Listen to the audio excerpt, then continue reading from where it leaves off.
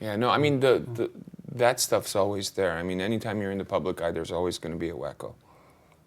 But, Have you ever been afraid of a wacko yourself? Of September 11th, for example? I've never been afraid of a wacko. I've been afraid of someone disguising themselves as a wacko. Okay, the wolf in... But I've done a lot of work for, obviously recognition of the Armenian genocide, and there were certain points in the United States in terms of politics, certain areas of the country and certain times where we were protesting Speaker of the House or stuff like that, where it got a little, without getting into specifics, we were told that we should be careful. Yeah. Not as a threat, but as an actual heads up. And what did you do? Ducked a lot. Like when on stage, I started moving around much more. I wish I was kidding. I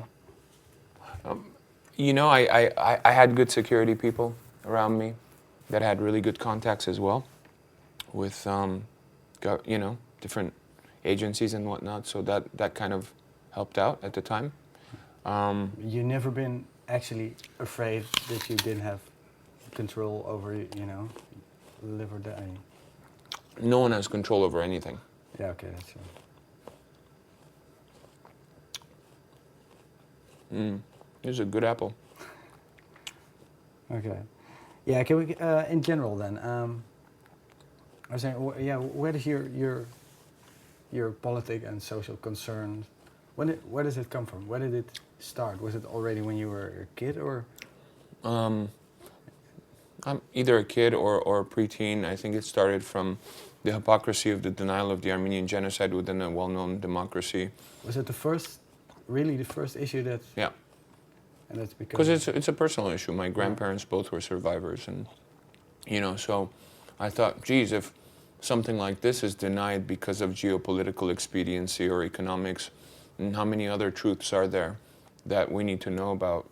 Liberation struggles, human rights issues, labor issues, environmental issues, and start opening my eyes and doors to all these other causes that I started becoming interested in.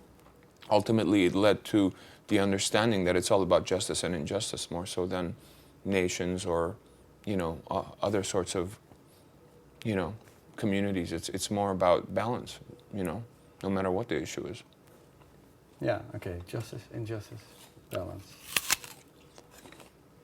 To go really far back, I was wondering, you were born in Lebanon, Mm-hmm. and you left when you were 7. Mm-hmm. Do you have happy child memories? What kind of? I do. Lebanon was a beautiful place. I mean, just from what I remember as a kid, we left in 1975 just as the Civil War started. We were lucky to migrate immediately and get out of that mess. I grew up in Los Angeles. My culture is Armenian, obviously, which is neither. But so it's an interesting ride. I mean, I remember stuff like my school and the streets and just specific visual memories of Lebanon. But I also remember the last few months where the schools were closed down and we couldn't leave the house because there were bombs going off everywhere. And you can hear bombs falling in the sky. And it's a memory that doesn't leave you ever. If you've ever experienced that, whether you're in Eastern Europe or anywhere you've been in the world, if you ever hear a bomb fall, it's something you will never, ever forget. And I think it makes you less likely to ever allow your own government, for whatever reason, to drop bombs on another nation or people. Because bombs, as maneuverable as they might be, are wreak devastation, and it's a pretty memorable thing. Yeah. Yeah. So very happy memories, and then the very scary.